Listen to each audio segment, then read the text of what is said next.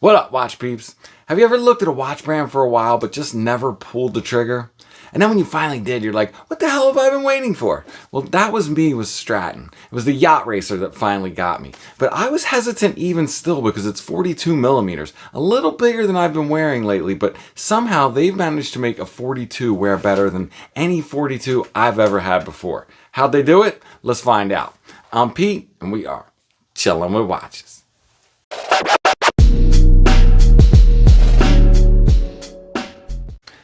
Wrist check. I am wearing the Van Banner AO. I have designated this watch my official watch of the summer of 2022. But we are here to look at this Stratton. I am a big fan of these kind of fat sunglass case watch cases. They are a style that is definitely reusable, and I think that is something that's important in a watch box. But check this guy out under here. Oh yeah, it was love at first sight for me on this one. Just look at those light and airy colors, just so fun. If you'd have told me I was looking at a watch with pink on it a couple years ago, I'd have thought you were nuts, but here I am. Now these come in a bunch of different colors besides this one here. There's a blue, there's a green, there's a black, all of them while having those kind of safe base colors for the dial have just crazy colors added on as highlights. And, you know, honestly, it is the kind of light and airy feel of that baby blue and light pink on this one that really put me over the top. Now, these are 42 millimeter quartz chronos. They're going for $319 now, but if you manage to grab one on pre-order, I think I paid $269. All right, taking a closer look at this dial, and I'll get this chrono hand started to get it out of the way there. But you'll see they have a nice applied logo at 12 o'clock. If I can get the lighting right on there, you'll see it's even brushed, which is a really nice, cool effect. Has applied markers as well for the hours. This is a no date movement, so there's no date mechanism to worry about. Minute track, super cool on the outside of this one. You'll see they carried through those colors with the kind of darker pink light blue here, and even here from 0 to 20, that's not actually white. It's more of a kind of super light pink if you look close. The subdials, I'm not normally a fan of subdials that are not delineated in some way, either being a different color or outlined like the one you have here at 3 o'clock. But for running seconds, I'm okay with a non-color blocked subdial. But what really does it for me is the multicolor subdials like we have over here at 9 o'clock. I love that they chose to carry the colors through to the hands using that kind of light blue on the hour minute hand and the pink on the seconds hand, the chronograph seconds hand that is. And if we look real close, you can see these are painted hands, but they are really nicely finished. No kind of rough splotchy paint or anything like that on them. Really well done. If I had to criticize one thing, and it's hard to tell here on camera, but in person you can see the blue on the hands is a little bit lighter than the blue used on the rest of the dial and in the bezel. We have a single dome sapphire crystal with AR on it here. You can see that single dome with the crazy distortion effect you're going to get there from the side view. But what's really great about this one is how smooth transition is from the bezel, which is sloped, into the slope of the crystal. Just really helps to keep that kind of thin look and feel to this watch. Now the bezel, it is lumed, and it's also inlaid again with these highlight colors of pink and blue. On the bezel here, it is not a light pink, it is actually white from 0 to 20. The action on it, it's a kind of a, if you can hear it, it's a very ticky action with what I would call medium resistance. Alignment on it is spot on perfect.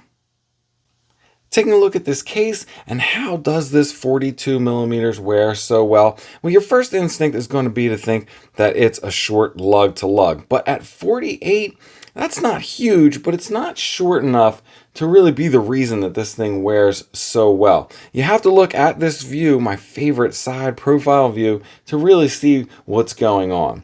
Now, a well-designed case side thickness can be magic, and I think they nailed it here. It's not so thick as to be slabby, but it's not thin either. It's just thick enough to eat most of the case back. Now that thickness combined with this continuous slight curve across the bottom that perfectly mirrors the shape of the top of the wrist really makes this guy wear thinner than it is. Now, most of the case back is tucked up under the lugs here at the ends where they curve down. Only the slightest bit that just shows through here in the middle. You have beautiful polished chamfer that runs the length of the case side. The case top is just one continuous curved surface that is circular brushed throughout. And again, you have straight cut lugs, making this thing a beauty on both straps and even straight end link bracelets. The crown measures 6.7 millimeters with a coin edge grip. It is signed, great size, very easy to use and manipulate. It is also a screw down crown. It is not just a push pull, which I know many of you really like to see screw down crowns on the spec sheet. Pushers, just pretty basic pushers. You can see again, they are circular brushed. They get the job done. They have a really nice confirmation click feel to them when you do press them. Flipping it over to take a look at the case back, you have kind of like a perlage around the outside with this kind of, you can see it started circular brushed and they bead blasted out parts to leave an awesome little yacht there on the back. Really cool case back, very pretty to look at. Strap on this one, it comes on this gray suede strap. Gray straps look awesome on white dials, it is known, but in my never-ending quest to find the perfect bracelet for every watch, I like to wear it on this single link. I think that's a great look. I love a good bracelet, and I think this one really ups the funkiness level of this watch. Going over the dimensions, we are looking at a 42 millimeter case that comes in 48 millimeters from lug tip to lug tip. And it is a surprising 13.9 millimeters thick from case back to the top of the crystal.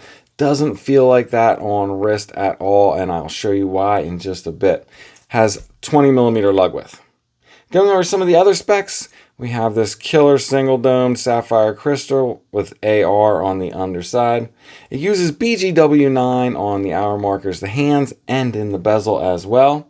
It is running the Miyota 6S21 quartz movement, which I think is great. There's no wonky 24-hour subdial. You have running seconds and minutes at 9 o'clock. And it features 100 meters of water resistance. On the supplied gray suede strap, it came in at 92 grams.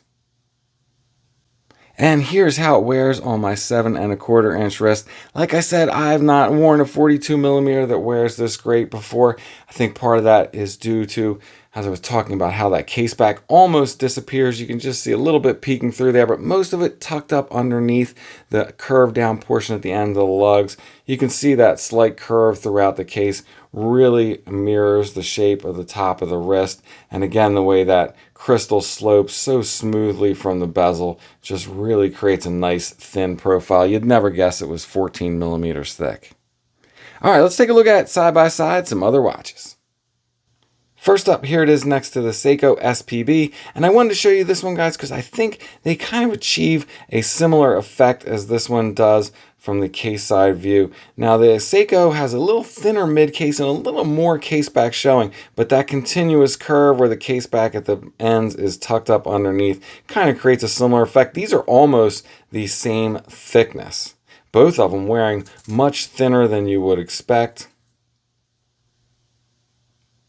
All right, next up, we're going to do the SKX first. And again, the SKX, almost the same size, about a ½ millimeter larger, but it does also have the same thickness. The SKX does not hide its thickness in any way. It just looks like a much fatter watch, but these watches are almost the same thickness. Lastly, I have the Doxa here, which is about 42.5 millimeters. This one hides its size with a really short lug to lug of like 45.5 or so. And again, almost the same thickness, but here I think you see that case back showing through whereas it's hidden here under the case sides, just makes the Stratton wear a lot thinner. All right, lastly, let's take a look at the Lume. Keep the Lume. And check out that BGW9. This is a really nice application of BGW9. You gotta love a lumed bezel, especially on a chronograph. I just think that looks really cool. Hands looking a little bit brighter than the markers, and the bezel. I would call this a better than standard application of BGW9. Really nice, cool blow. No problem getting the camera to focus on it whatsoever. So there you go, the Straton Yacht Racer. I am definitely intrigued by this brand. They have good design chops for sure. And while I'm not normally a chronograph guy, fun colored quartz chronographs are definitely on my radar, and this brand is killing that segment. All right, before I let you guys go, sneaker check. It has been super nice out. I'm in full-on beach bum mode with the green checked Vans, and that's it. I'm out. If it's not too much trouble, please like, subscribe, and come back next time. Peace.